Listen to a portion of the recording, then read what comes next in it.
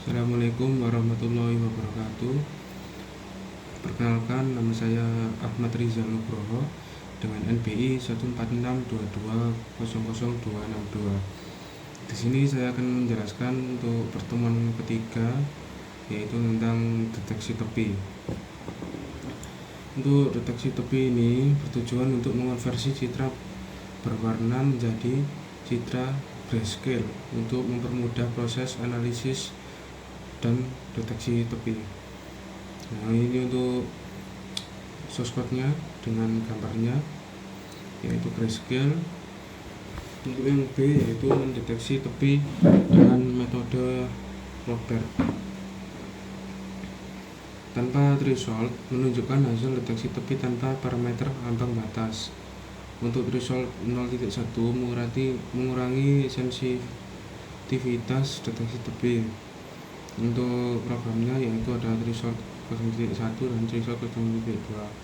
Untuk threshold 0.1 yaitu berwarna hitam, dominan hitam dengan tepi garis berwarna putih. Untuk threshold 2 yaitu membuat hasil deteksi lebih selektif terhadap perubahan intensitas. Untuk Robert deteksi threshold 0.2, ini gambarnya deteksinya ada garis titik-titik tepi hitam putih. Untuk tanpa threshold menggunakan filter private untuk mendeteksi perubahan intensitas citra, yaitu private detection tanpa threshold. Ini ada gambar private detection threshold 0.1, private detection 0.2. Nah, untuk deteksi tepi dengan metode Sobel tanpa threshold, metode Sobel ini mendeteksi tanpa berdasarkan gradien identitas. Nah, ini untuk gambarnya, hasil gambar dari Sobel detection tanpa threshold. Untuk yang kedua yaitu threshold 0.1 dan 0.2 menentukan ambang batas sensitivitas. Untuk Sobel detection untuk Sobel detection threshold 0.2. Untuk hitam sama dengan garis tepi warna putih. Untuk deteksi tepi dengan metode Kani standar deteksi dengan pengaturan default yaitu threshold 0.1, 0.6 dan 0.5 dan 0.8, 0.2 dan 0.3 untuk mengatur sensitivitas terhadap perubahan intensitas. Lalu untuk Kani yaitu Kani threshold 0.1 dan 0.6. Untuk Kani thresholdnya ini ada 0.5 dan 0.8. Yang terakhir ada Kani threshold 0.2 dan 0.3. Nah, ini untuk gambar Kani threshold 0.3 dan 6. Ini ada 3 dan sama dengan sigma 2. Untuk threshold dengan metode Otsu bertujuan untuk histogram intensitas untuk memahami distribusi nilai pixel. Untuk RGB-nya yaitu grayscale. Di sini ada gambarnya yaitu tidak gambar asli yaitu grayscale warna abu-abu.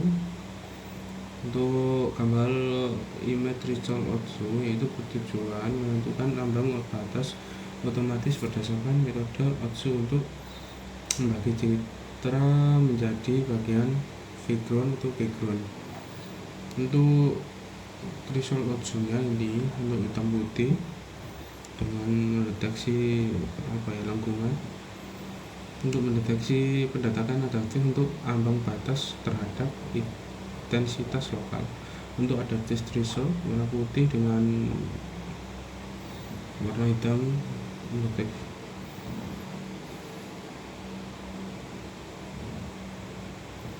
signifikan dengan Keymanes clustering.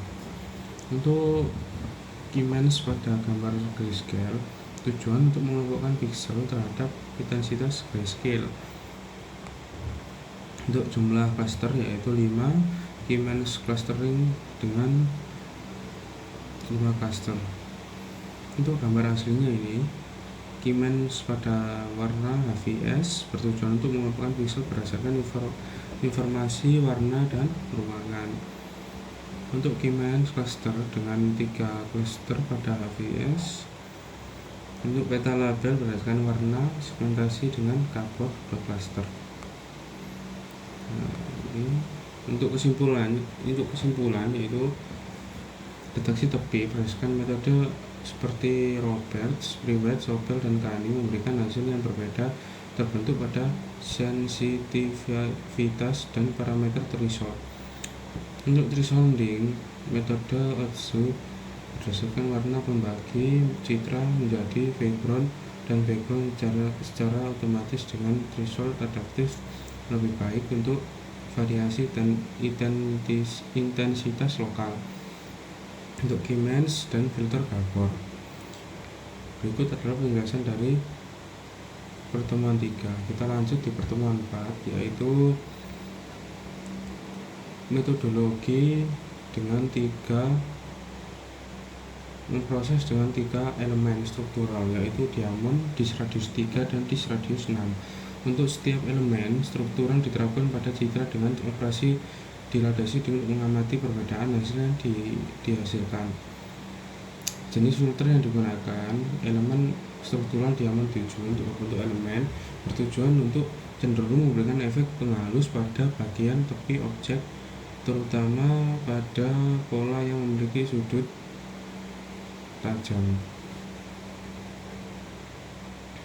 Untuk elemen disk 3 yaitu bertujuan untuk memperluas objek terang pada citra yang efek lebih bagus dibandingkan elemen diamond.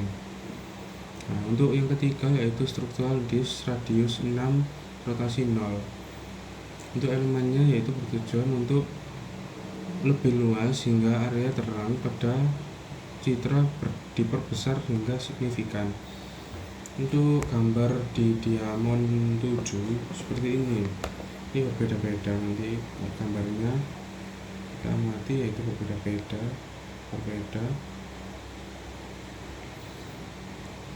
dengan disk radius 3 juga. Disk radius 3 ini memberikan yang lebih halus, cocok untuk objek dengan kontur melengkung. Nah, untuk disk radius 6 ini memperbesar area terang secara signifikan sehingga cocok untuk menghalus di mana perluas untuk utama menjadi prioritas. Ini gambarnya. Ini tambah jelas, tambah petang, tambah jelas. Untuk kesimpulannya yaitu dari eksperimen ini, operasi dinasi dengan elemen struktural yang berbeda memberikan efek yang bervariasi pada citra input. Pemilihan elemen struktural harus disesuaikan dengan tujuan pengelolaan citra, apakah mempertahankan untuk objek, memperhalus kontur, dan memperbanyak area terang secara maksimal. Berikut adalah penjelasan dari pertemuan 4. Kita lanjut di pertemuan 5, yaitu memberikan pemahaman mahasiswa dengan melakukan training dataset, yaitu data training 70% dan data test 30%. Untuk di training dataset dan data training dan data test ini dibagi menjadi 2, yaitu anjing, burung, dan kucing. Nah, untuk langkah-langkahnya yaitu dataset dibagi menjadi 2, yaitu data test dan data training. Untuk 70% di data training dan data test 30%. Ini membuat folder di lokal, nanti dipanggil untuk patch-nya. Untuk dipanggil, nah ini untuk keluarnya muncul yaitu hasil training result. Nah, untuk training progress, ini untuk prosesnya muncul di press validation performa is number 0.1667 epoch 7. Ini 7 epoch. Nah, ini muncul gradient, MU, dan validation check. Untuk errornya histogram yaitu which domain dengan training, validation, dan tes AR. Ini muncul training progressnya. Untuk kesimpulan sendiri yaitu model tanah mencapai performa yang sangat baik dengan akurasi validasi 99,49% dengan lolos validasi yang rendah. Tidak ada tanda-tanda overthinking karena perubahan validasi tetap stabil seiring pelatihan. Untuk algoritma learning terbukti efektif untuk dataset dan digunakan 4 metode ini siap digunakan untuk pengujian atau penerapan lebih lanjut pada data real world tetapi perlu diuji pada dataset lain untuk memastikan generalisasinya. Sekian dari saya, Ahmad Nugroho dengan NPI 14622000262 mengucapkan terima kasih dan mohon maaf sebesar-besarnya.